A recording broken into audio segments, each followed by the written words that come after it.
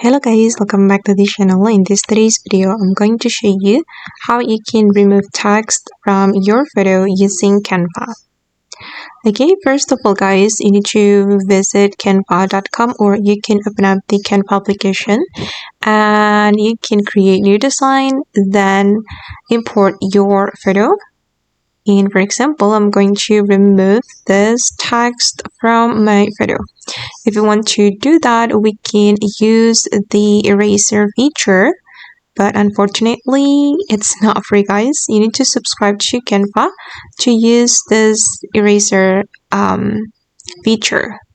And we're going to choose the Magic Eraser and just erase the text like this. And I'm going to erase. Okay, and let's see what will happen. Okay, as you can see guys, that the text has been removed from this photo.